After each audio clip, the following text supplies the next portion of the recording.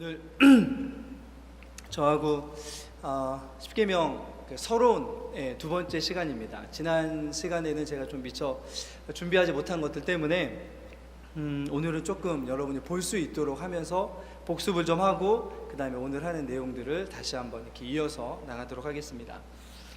십계명입니다. 여러분 저기 돌판이 글씨가 잘 안 보이시죠? 네, 근데 이제 저기 이렇게 히브리어로 십계명이 아마 이렇게 저도 자세히 보지는 않았는데 한쪽에 지금 네 구절, 네 계명, 또 반대 다른 돌판에 6구절 이렇게 나눠져 있는 그런 사진입니다. 저런 식으로 정확하게 기록되어 있지는 않았겠지만 십계명은 아마 이제 저렇게 돌판에 하나님께서 친히 첫 돌판에 기록을 해주셨습니다.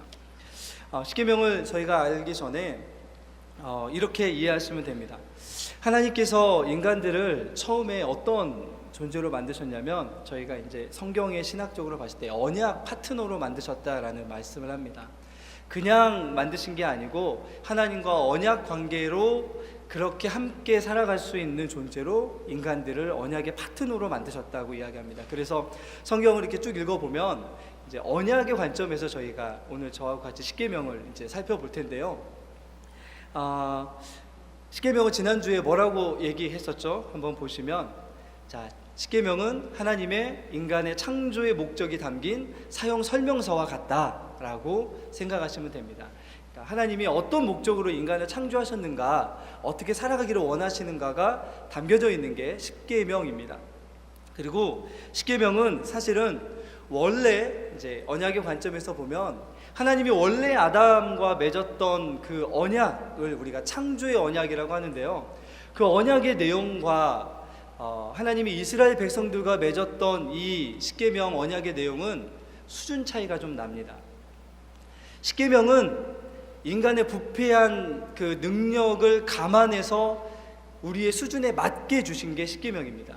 원래 무흠했던, 그러니까 부패하지 않았던 인간들에게 처음 하나님이 언약을 맺으셨던 언약의 내용은 이 부패한 인간으로서는 도저히 따라갈 수 없기 때문에 인간들의 수준에 맞게 적정 수준에 순종할 수 있는 수준에 끌어내려서 주신 것이 십계명입니다. 십계명은 우리 구약에 담겨있는 율법의 핵심이라고 볼 수 있습니다. 그런데 복음은 인간들의 부패한 그 인간들, 타락한 인간들을 어떻게 하면 제품으로 이야기한다면 수리할 수 있을까? 그죠? 수리 설명서라고 할 수 있습니다.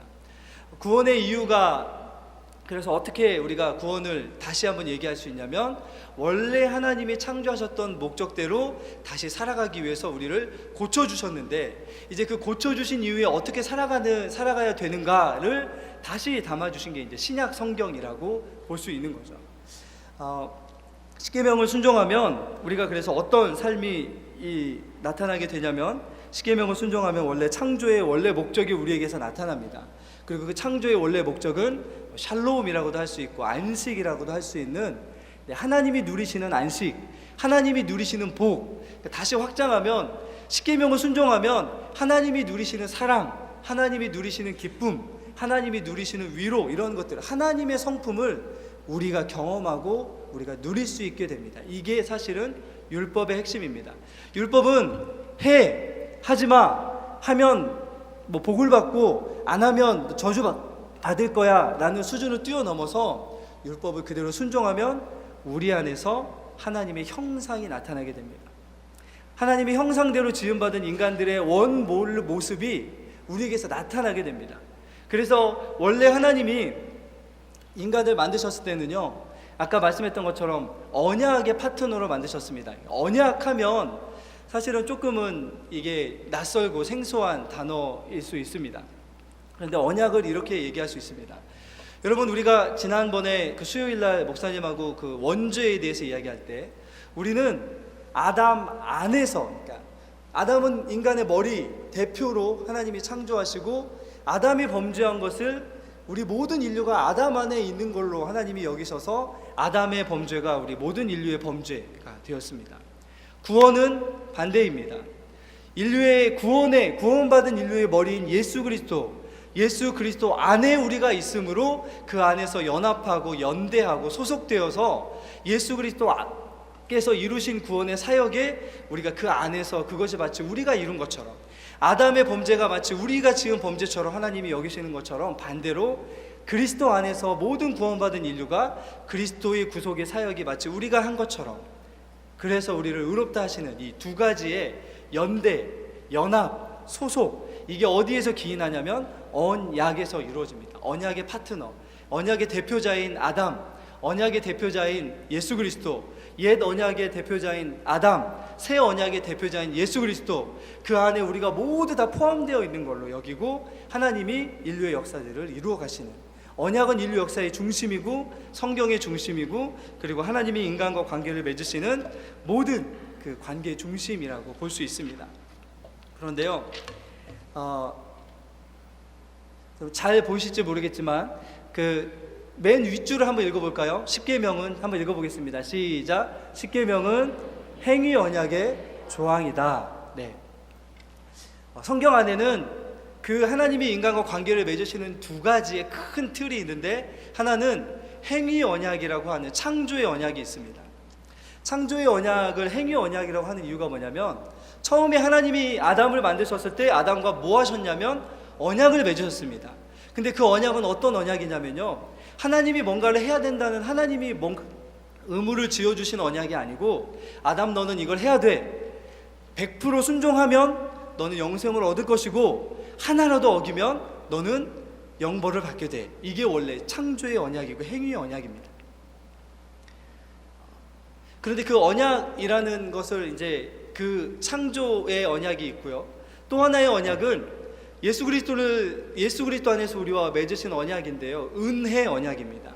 은혜 언약은 하나님께 하나님이 스스로 의무를 부여하신 언약입니다. 아담에게 명령하셨던 언약은 아담 네가 해야 돼 라는 언약이었다면, 그거를 순종하면 네가 구원을 받아 라는 그런 언약이었다면, 은혜 언약은 너의 순종은 할 수 없기 때문에, 100% 율법을 순종할 수 없기 때문에 그 100% 율법을 순종하신 예수 그리스도의 순종을 우리의 순종처럼 여기고 그것을 우리에게 적용시키셔서 마치 우리가 그것을 한 것처럼, 타인의 다른 사람이 한 일을 내가 한 것처럼 그렇게 여겨주시는 것이 바로 은혜입니다. 예수 그리스도의 십자가의 구속의 사역을 내가 한 것처럼 여겨주셔서 그렇게 하나님이 우리를 구원하신 그 약속이 바로 은혜 언약인데요, 그걸 다시 한번 좀 살펴보도록 하겠습니다. 언약은 다른 말로 하면 종주권 계약이라고 하는데요, 어떤 것이냐면 왕이 되는 사람과 신하가 되는 사람이 앞으로 어떤 관계를 맺을 것인가를 서로 이렇게 약속을 체결하는 언약식이 있습니다. 그래서 왕은 보호자가 되고, 그다음에 신하는 보호받는 사람이 됩니다. 그런데 보호자는 보호를 받는 사람을 보호해주고 지켜주고 그들에게 필요한 것들을 공급해줘야 될 의무가 생기고요, 다음에 피보호자, 보호를 받는 사람은 그 보호하는 사람만을 왕으로 섬기고 그 사람에게서만 도움을 받고 그 사람에게서만 공급을 받는 순종의 의무가 거기서 생겨납니다. 이게 원래 아담과 하나님께서 맺었던 행위 언약의 근본 뼈대였습니다. 그런데 여기에는 나중에도 이야기했지만 여러분 잘 안 보이시죠? 지난주에 모세가 활동했던 시대에 그 주변에 있던 나라들이 언약을 맺었던 방법이 있었는데, 첫 번째 보면 전문이 있습니다. 전문은 왕의 이름, 보호자의 이름이 나옵니다. 자, 우리 성경을 한 번 더 다시 찾아볼까요? 출애굽기 20장입니다. 지난주에 읽었던 출애굽기 20장입니다. 출애굽기 20장 2절 말씀, 1절과 2절 말씀 한번 다시 한번 읽겠습니다. 구약성경 112쪽입니다. 출애굽기 20장 1, 2절입니다. 같이 한 목소리로 읽겠습니다. 시작. 하나님이 이 모든 말씀으로 말씀하여 이르시되,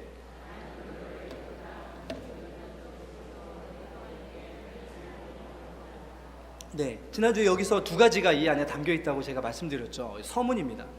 이 안에는 보호자가 되는, 왕이 되는, 언약의 왕이 되는 왕의 이름이 먼저 등장합니다. 누가 등장하죠? 나는 여호와니라. 여호와 이름이, 하나님의 이름이 등장합니다. 그게 전문입니다. 그리고 그 전문과 함께 뭐가 나타나냐면 이 여호와가 이 피보호, 그러니까 보호를 받는 사람들에게 어떤 일을 행했는지가 그 다음에 나타납니다. 어떤 선하고 아름다운 일을 했는지가 나타나는데 그것이 뭐냐면 역사적인 서문입니다. 그런데 하나님께서 이스라엘 백성에게 뭘 해주셨죠? 오늘 2절을 보시면 나는 여호와 하나님은 너를 어떻게 했다고요? 애굽 땅 종되었던 집에서 인도하여 낸 여호와다. 하나님이 이스라엘 백성들에게 어떤 일을 행했는지가 이 안에 담겨져 있습니다.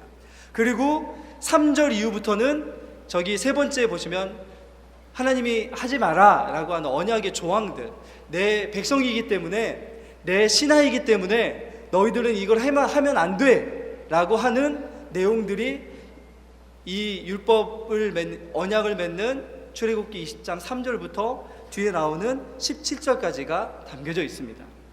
그리고 네 번째로 뭐가 나오냐면 언약에는 상별 규정이 나옵니다.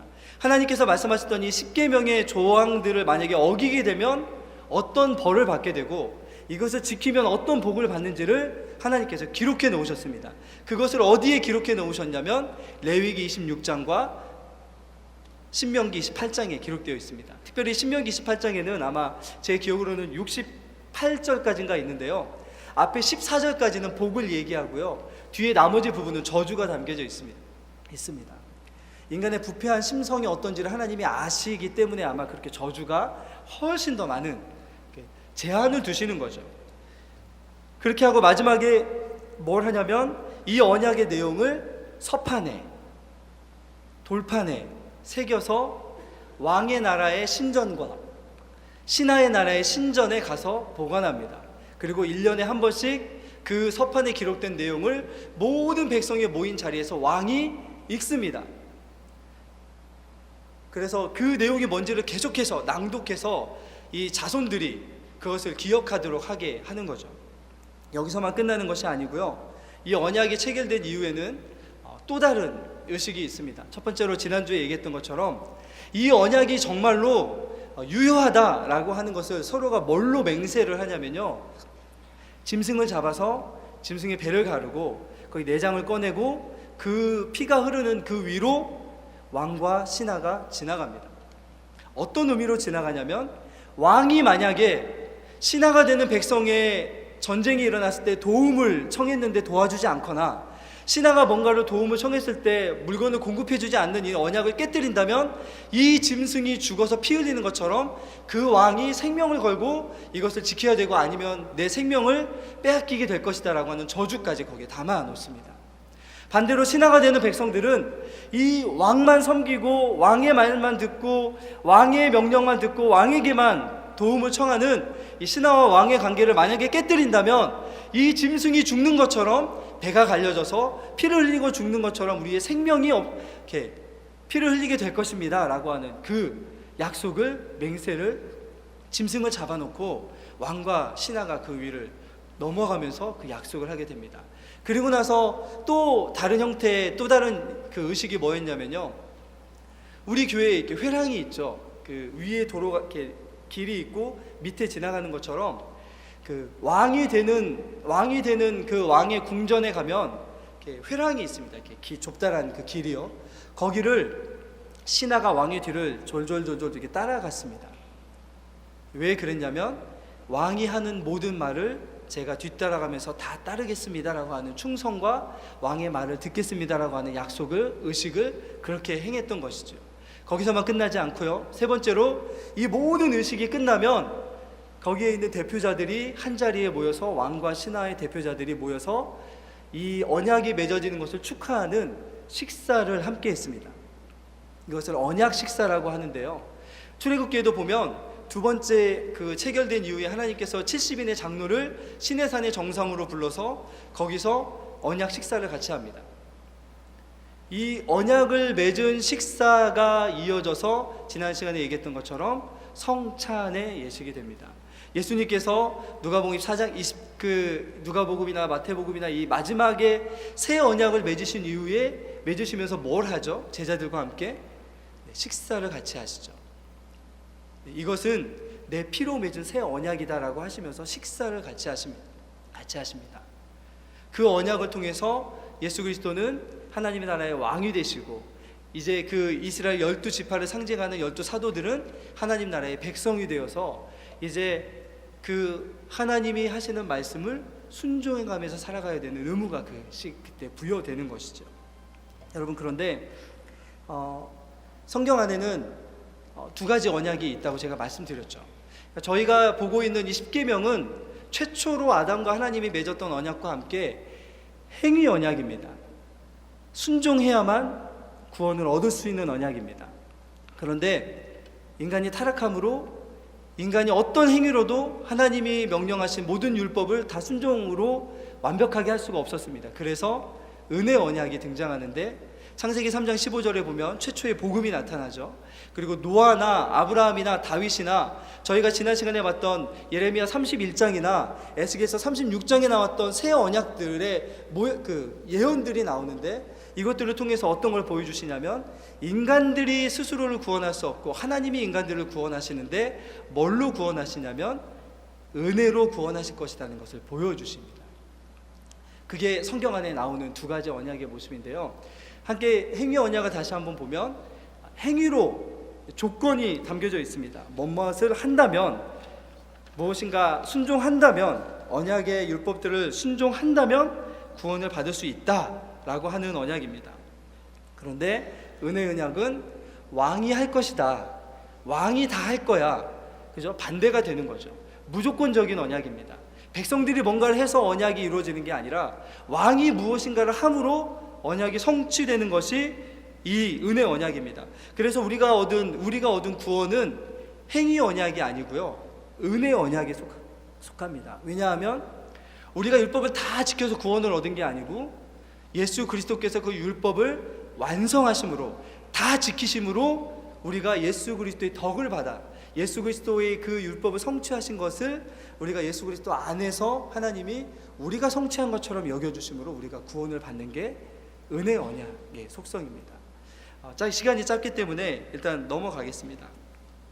언약이 그 당시에 이스라엘 백성들에게 왜 중요했냐면요, 잘 안 보이시죠? 제가 좀 설명하면, 당시에 그 이스라엘 백성들 외에 나머지 모든 종족들은, 나라들은 뭘 섬겼었냐면요, 자연을 섬겼었습니다.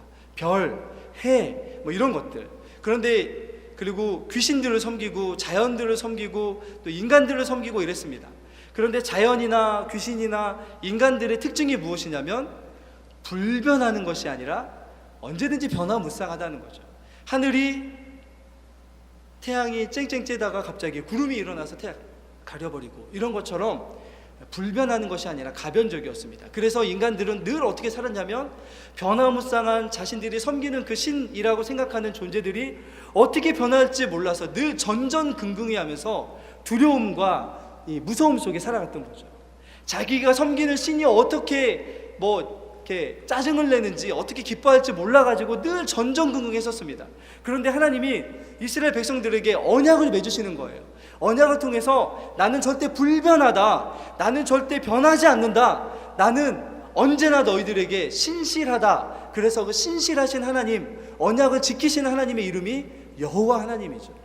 나는 여호와다, 내가 너희들과 맺은 언약은 불변하고 나는 저기에 있는 태양이나 달이나 별이나 귀신들이나 인간들과 같이 변화하는 존재가 아니라 언제나 변함없이 신실한 존재이기 때문에 너희들이 나를 믿고 따르기만 하면 나는 언제나 변함없이 너희들을 신실하게 지켜줄 거야 라고 하는 맺은 언약, 약속이 바로 언약이었습니다.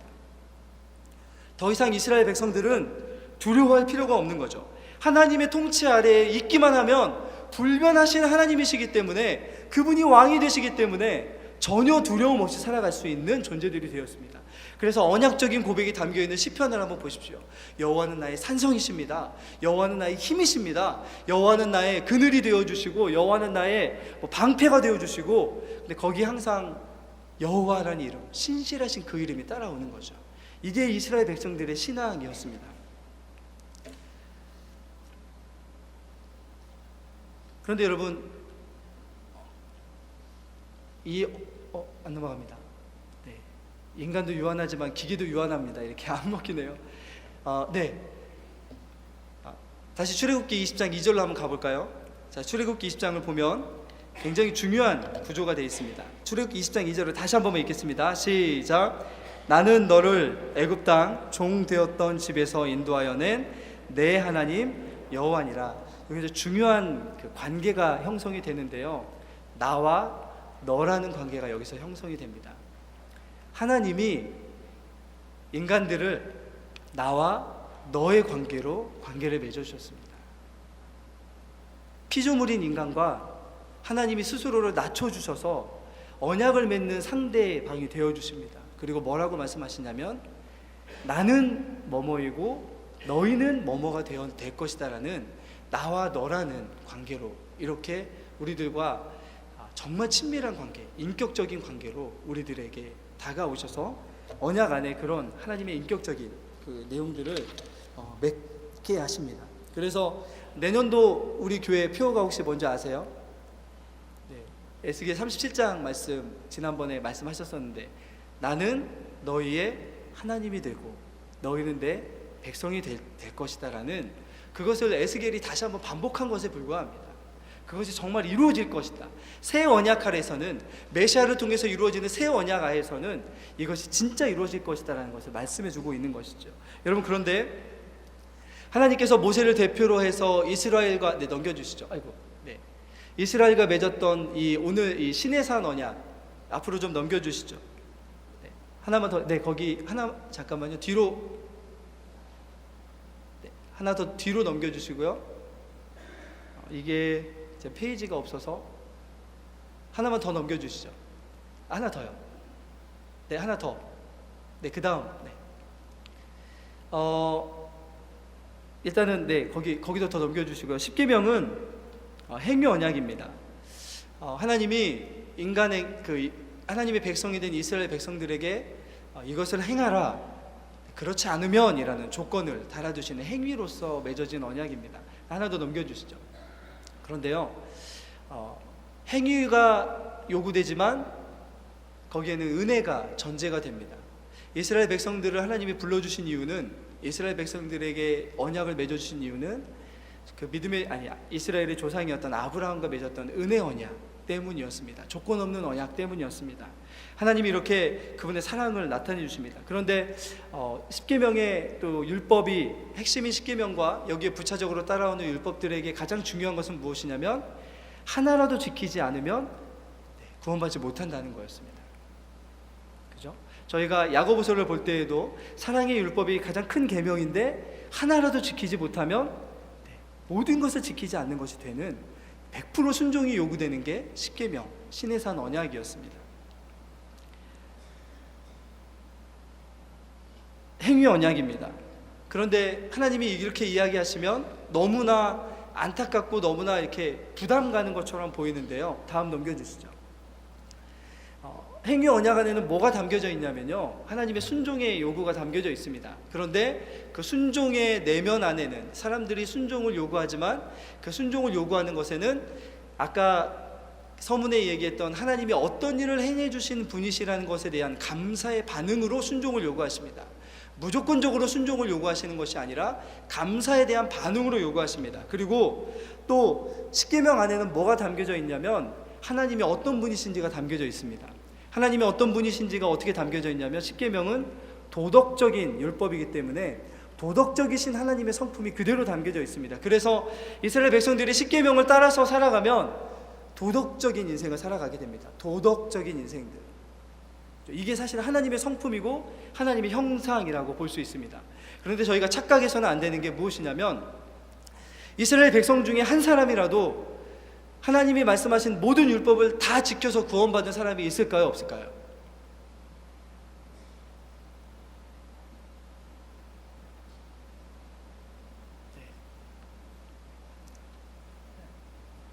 네, 제가 지난 시간에 말씀해 드렸지만 없습니다. 십계명은 구원의 조항이 아닙니다. 왜 그러냐면 어떤 인간도 100% 하나님의 율법을 순종할 수 없다는 것이 진리이기 때문이었기 때문에 하나님은 이스라엘 백성들에게 100% 순종을 요구하셨지만 그 100% 순종을 통해서 이스라엘 백성들이 구원받을 수 없다는 것을 이미 전제하고 계십니다. 그렇다면 하나님이 이스라엘 백성들에게 요구하셨던 순종의 목적은 무엇이었냐면 구원, 천국이 아니고요, 약속의 땅, 가나안 땅이었습니다. 이게 이해가 되십니까? 이스라엘 백성들이 이제 가나안 땅에 입성합니다. 그런데 그 가나안 땅에서 계속해서 살 수 있는 조건이 무엇이었냐면 율법을 지키는 거였습니다. 계속해서 살 수 있는 조건이 바로 율법을 지키는 거였기 때문에 율법을 지키지 않았을 때 그들이 어떤 벌을 받았죠? BC 586년과 BC 722년에 그들이 어떤 벌을 받습니까? 결국에는 약속의 땅에서 다 쫓겨나죠. 율법을 지키지 않았기 때문에. 그런데 거기 쫓겨난 사람 중에 구원받은 사람이 있을까요, 없을까요? 다니엘이나 에스겔이나 이런 구원받은 사람들이 있었습니다. 이게 무슨 이야기냐면 율법을 100% 지키는 것이 이스라엘 백성들에게 그러면 영생을 얻을 거야 라고 주신 것이 아니라 약속의 땅인 가나안 땅에서 율법을 100% 이렇게 율법을 순종해 가면 거기서 살 수 있어 라고 하는 것을 보여주십니다. 이것이 무슨 이야기냐면요, 이스라엘 백성들은 모형적인 삶을 살았습니다. 이스라엘 백성들의 삶이 앞으로 예수 그리스도를 통해서 이루어질 구원이 어떻게 이루어질 것이라는 모형적인 것을 이스라엘 백성들에게서 보여주셨습니다. 어떤 것이냐면요, 다 지킬 수 없습니다. 그런데 누군가가 와서 다 지켜주실 것이다. 그래서 그 지켜주시는 그것을 우리가 힘입어서 구원을 얻게 될 것인데 그것을 통해서 우리가 영생을 얻을 것이다 라는 것을 미리 모형적으로 보여주는 그 역할을 이스라엘 백성들이 했던 것이죠. 이해하지 못할 것이라는 사실을 제가 조금은 감안하지만 일단 마음속에 담아두시고 구약 성경을 읽을 때 여러분 들었던 것을 한 번만 더 적용해 보시면 이스라엘 백성들은 앞으로 이루어질 메시아 그리스도가 다스리는 신정국가, 그분이 하나님이 다스리는 이 나라의 모형적인 역할을 했기 때문에 그들이 구원의 방편으로 율법을 주신 것이 아니라 약속의 땅 가나안에서 어떻게 하면 복을 누리면서 살아갈 수 있을까를 해줘서 이렇게 전제했던 것이, 약속했던 것이 바로 율법이었습니다. 그래서 시내산 율법은 100% 순종해야 됐지만 순종할 수 없었기 때문에 이들에게 결국은 은혜 언약이 필요하다, 은혜가 필요하다, 메시아 하나님이 보내주시는 율법을 온전히 순종할 수 있는 분을 통해서 우리가 율법이 성취되고 우리가 그분을 힘입어서 구원을 얻을 수 있다라고 하는 것을, 그것을 이들이 깨달을 수 있도록 해주는 것이 율법의 역할이었습니다. 자, 그렇다면 십계명의 내용으로 잠깐 넘어가겠습니다. 이게 십계명의 내용은 1에서 4계명이 뭘 이야기하죠? 누구를 사랑하라? 하나님을 사랑하라 라고 되어 있습니다. 자, 그리고 5에서 10계명은 뭘 얘기하죠? 누구를 사랑하라? 내 이웃을 사랑하라. 계명이고 하면 벌을 받는다라고 하는 10계명인데 그 핵심이 뭐죠? 사랑입니다. 뭔가 맞지 않죠? 하지마, 해 라고 하는 억압적이고 제한하고 규제하는 것처럼 보이는 계명인데 계명의 핵심과 속성은 뭐라고요? 사랑입니다. 그죠? 우리가 십계명을 이해할 때 어떻게 이해해야 되냐면 십계명은 하나님의 사랑입니다. 그리고 5에서 10계명은 이웃에 대한 사랑이지만 하나님을 사랑하는 것에 대한 반응으로서의 이웃을 사랑하는 것이고, 이웃을 사랑함으로 하나님을 더 사랑할 수 있는 십계명의 핵심은 사실은, 아니 모든 율법의 핵심은 사랑입니다. 하나님이 인간을 사랑하지 않으셨다면 구원의 방편인 계명 언약을 주시지도 않으셨습니다. 이루시지도 않으셨습니다. 말씀을 주시지도 않으셨죠. 그런데 우리는 그 말씀이 뭘로 다가오냐면 규제하고 제한하고 하지마, 해, 하지 않으면 혼내고 하면 복 주는 거라고 생각합니다. 그게 아니고요, 사랑이신 하나님이 우리에게 주신 그 하나님께 대한 자발적이고 인격적인 반응이 바로 십계명 안에 담겨져 있는 것이죠. 예수님께서도 율법의 2개의 계명을 요약해 주셨었죠. 첫째 되는 계명, 둘째 되는 계명. 무엇이 가장 중요하냐고 하냐면 사랑이라고 요약해 주셨습니다. 그렇다면 이제 이 십계명이 과연 우리에게 어떤 의미가 있을까를 좀 생각해 봐야 됩니다. 자, 다시 한번 제가 질문해 보겠습니다. 여러분, 우리는 십계명을 다 지켜야 구원을 받을까요? 아닐까요?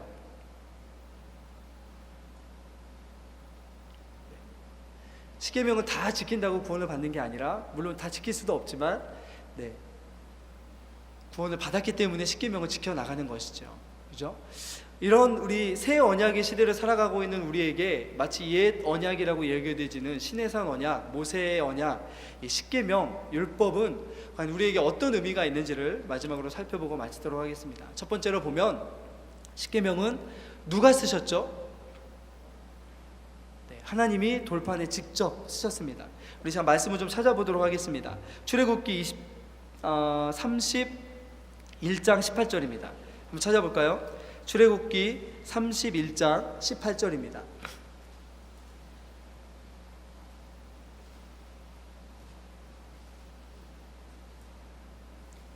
출애굽기 31장 18절 같이 한번 같이 읽어보겠습니다. 시작. 여호와께서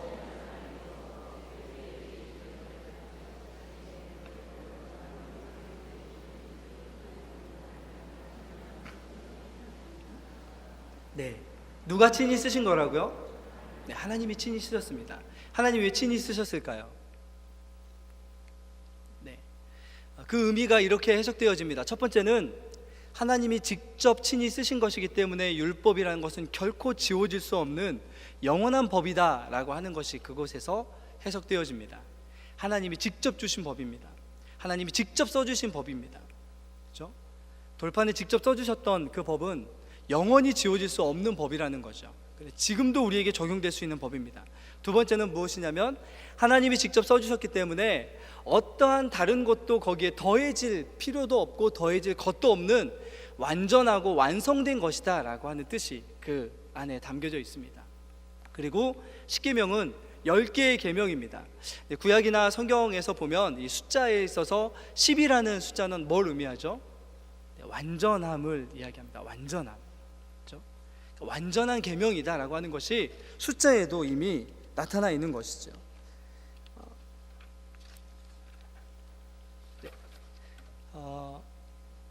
그런데 우리는 가끔씩 어떤 생각을 하냐면 십계명, 구약, 옛 계명들은 완전하지 못하고 또 별로 이렇게 크게 신경 쓰지 않아도 되는 것처럼 보이거든요. 그런데 아까 제가 말씀드렸던 것처럼 이 십계명이 도덕법적인 의미에서 우리에게 큰 의미가 있습니다. 도덕적인 의미에서 그리스도인으로서 살아가는 사람들의 삶의 특징의 가장 큰 특징이 무엇이냐면 윤리적이고 도덕적이라는 것입니다.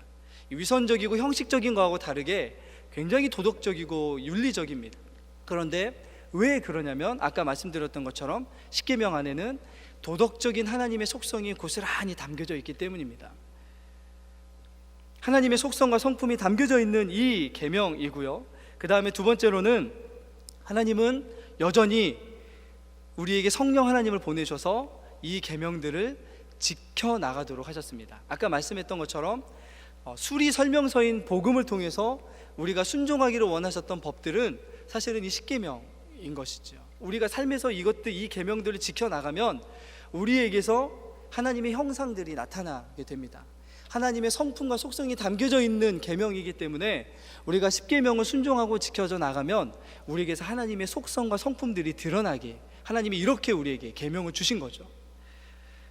그래서 이렇게 우리에게 삶의 지침이 되게 하십니다. 그런데 하나님은 이것을 통해서 뭘 이루시기를 원하셨냐면 하나님의 나라입니다. 하나님이 우리의 왕이 되어주시고 하나님의 구원받은 백성들이 그분의 백성이 되어주셔서 이 땅, 창조의 세계, 온 우주가 하나님의 통치와 하나님의 뜻과 하나님의 의도와 하나님의 목적이 임하여서 그것으로 이루어져 나가는 하나님의 나라가 누구를 통해서 이루어지기를 원하셨냐면 저와 여러분들을 통해서 이루어지기를 원하셨던 것이지요. 가나안 땅은 그런 의미에서 하나님의 나라의 모형이고 상징입니다. 이스라엘 백성들이 그곳에 가서 율법을 지킬 때 그곳에는 하나님의 나라의 상징적인 모습들이 나타날 수 있도록 계명을 주셨던 것이죠. 그러면 그곳에서 주변에 있는 백성들이 저 신 여호와의 나라는 저런 곳이구나, 우리가 저것 외에는 구원에 이것이 없구나라는 것을 바라보고 돌아오도록 만든 나라가 이스라엘 백성들의 삶의 삶을 통해 드러나는 하나님의 나라였습니다. 모형적인 이스라엘 백성들의 삶을 통해서 그것이 우리에게도 그대로 적용이 됩니다. 이제 새 이스라엘 백성, 옛 이스라엘이 아니라 영적인 이스라엘 백성들은 우리의 삶에서도 이 십계명, 도덕법적인 이 십계명 율법을 우리가 지켜나가면 우리에게서 나타나는 이 윤리적이고 도덕적이고 세상과 다른 불변하는 신실한 하나님을 섬기는 우리에게서 나타나는 하나님의 속성과 하나님의 성품들을 통해서 믿지 않는 영혼들이 우리들을 바라보고 하나님께 돌아오도록 만든 계명이 바로 십계명인 거죠. 그것의 핵심이 바로 십계명인 것이죠. 이것은 자발적인 순종이 전제됩니다. 억지로 할 수 있는 것이 아닙니다.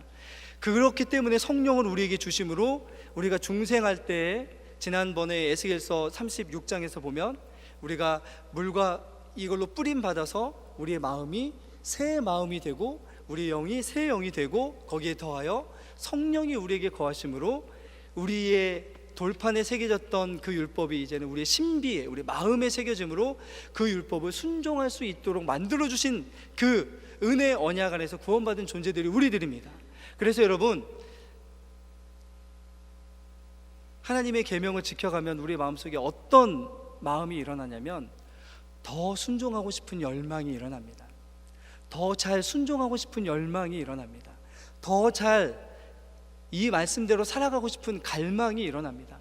왜냐하면 말씀을 지킴으로 내 안에서 하나님이 원래 창조에 계획하셨던 창조의 목적들, 뜻이, 하나님의 속성들이 나타나는 것을 보고 기뻐하면서 이 말씀을 지킬 때 어떤 일이 일어난지를 깨닫게 되기 때문에 여러분, 말씀을 더 갈망하고 순종하고 싶은 열망이 일어나는 존재들이 그리스도인들입니다. 행위로 드러나는 것이 아니고 마음의 동기와 마음의 태도와 마음 안에서 일어나는 소망과 욕구, 욕망이 아니라 열망을 통해서 우리는 그 사람이 그리스도인인지 아닌지를 구별할 수 있는 것이죠. 여러분, 어떠십니까? 하나님의 말씀은 제가 예전에도 한번 설교 때 한 적이 있었는데요. 한 일본에 있는 어떤 분이 복음에 대해서 설명을 하는데 이렇게 설명한 적이 있었습니다. 한 사람이 하나님과 인격적으로 만나고 보니까 너무 답답한 거예요. 하나님이 이렇게 자기 주변에 이렇게 철조망 같은 큰 쇠 담을 해가지고 나가지 못하도록 만들어 놓으신 거예요. 근데 그게 조금 이렇게 화면이 뒤로 이렇게 가면서 더 넓게 보여집니다. 주변에 이렇게 철조망이 쳐져 있는데 막 나가려고 노력하는 모습이 있습니다. 더 뒤로 쭉쭉쭉쭉쭉 점점 가다 보니까 이게 나가지 못하도록 막는 철망이 아니고 들어가지 못하도록 막는 철망이었습니다. 그 철조망 안에는, 쇠 철망 안에는 뭐가 있었냐면 각종 죄악들이 있었던 거죠. 구원받은 하나님의 백성들이 그 죄악 속으로 다시 들어가지 못하도록 막는 철조망의 역할을 하는 게 하나님의 말씀이고, 그 말씀이 구약과 신약이 단절된 것이 아니라 원래 하나님이 의도하셨던 창조의 목적을 조금 요약하고 인간들에게 맞게 주셨던 것이 십계명이라면, 그 십계명 안에 담긴 뜻을 예수님께서 다시 오셔서 이 땅에 오셔서 다시 해석해 주시고 뭐가 진짜인지를 알려줬던 것이 무엇이냐면 팔복과 같은 말씀인 것이죠. 그 말씀대로 살아가다 보면 때때로는 불편하고 때때로는 우리들을 규제하고 제한하는 것처럼 보입니다. 그러나 뒤로 물러서서 보면 그게 규제와 제한과 억압과 속박이 아니라 우리가 죄로 들어갔을 때 오는 그런 안타까움과 또 그것으로 오는 피해에서 우리를 막아주시기 위한 하나님의 담장의 역할을 하는 것이 말씀이라는 것을 볼 수 있는 것이죠. 십계명은 원래 세 가지 의미가 있습니다. 하나는 도덕법입니다. 도덕적으로 흠없이 살아가도록, 도덕적인 하나님과 만나기 위해서 너의 관계를 맺으셨던 하나님과 도덕적으로 흠없이 살아가도록 만드셨던 법이 도덕법이었습니다. 또 하나 십계명은 어떤 의미가 있냐면 시민법입니다. 이스라엘 백성에 속한 그 시민으로서 살아가야 되는 그런 의미들, 조항들이 담겨져 있습니다. 그리고 또 세 번째는 의식법이 십계명 안에 담겨져 있습니다. 여러분, 율법을 보면 절기를 지키고 제사 지내는 법이나 이런 것들을 알려주시죠. 그런데 지금 우리가 지켜야 되는 이 십계명 율법의 속성 중에 세 가지 중에 두 가지는 우리가 지금 지키지 않아도 되는 것들이 있습니다. 의식법, 그죠? 제물을 잡아서 우리가 하나님 앞에 나아가지 않습니다. 시민법, 이스라엘 백성들에게만 주신 그런 것들이 있습니다. 우리가 지금 십계명을 지켜야 되는, 십계명을 귀중하게 생각해야 되는 유일한 목적이자 이유는 도덕법적이라는 사실을 꼭 기억하셨으면 좋겠습니다. 책임이라는 관점 아래서 신약의 성도들은 성령께서 우리의 마음에 할례를 행하여 주셨습니다. 하나님과 이웃에 대한 사랑이 보다 우리의 삶에 나타나는 그런 도덕적인 삶을 우리에게 하나님께서는 이 십계명을 통해서 보여주십니다. 그래서 우리 마음이 늘 이 십계명 안에서 어떤지를 바라보기를 원하시는 분이 하나님이심을 좀 기억하셨으면 좋겠습니다. 십계명의 서론을 이렇게 마치도록 하겠습니다. 제가 십계명에 어떤 내용이 있고 또 뭐 어떤 이런 것들은 나중에 더 좋은 우리 목사님들 이제 해나가실 텐데 그때 보시면 좋겠고, 언약이라는 관점 아래서 십계명이 우리에게 어떤 의미가 있는지를 좀 함께 나눠봤습니다.